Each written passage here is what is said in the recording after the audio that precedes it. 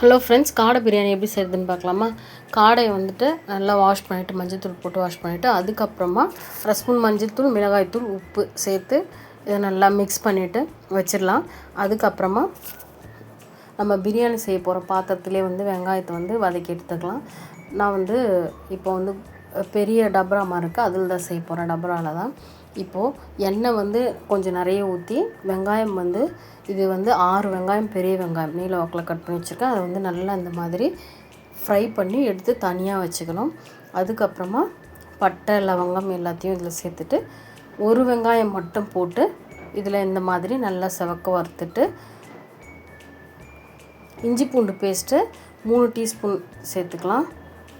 சேர்த்து நல்லா வதக்கிக்கலாம். வதக்குனதுக்கப்புறமா இதில் தக்காளி ஒரு 3 தக்காளி மீடியம் சைஸ் தக்காளி சேர்த்துருக்கேன். அப்புறமா கொஞ்சமாக கொத்தமல்லி சேர்த்து கொஞ்சம் லைட்டாக வதக்குனதுக்கப்புறம் மிளகாத்தூள் அண்டு கரம் மசாலா, இது மட்டும்தான், வேறு எதுவும் இல்லை.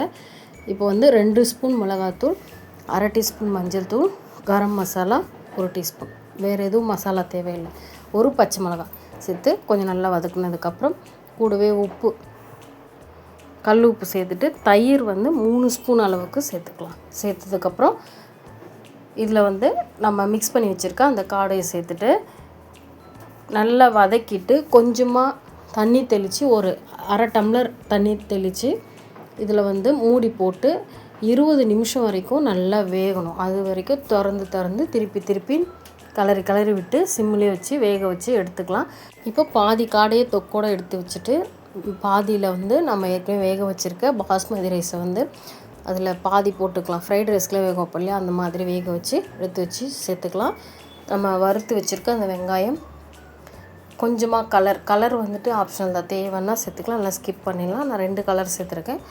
அதுக்கப்புறமா திருப்பி எடுத்து வச்சுருக்க அந்த மீதி காடை தொக்கை சேர்த்துட்டு ரைஸ் சேர்த்ததுக்கப்புறம் இதில் அந்த வெங்காயம், ஃப்ரை பண்ண வெங்காயம், கலர், புதினா இருந்ததுன்னா கொஞ்சம் மேலே தூவிக்கலாம்.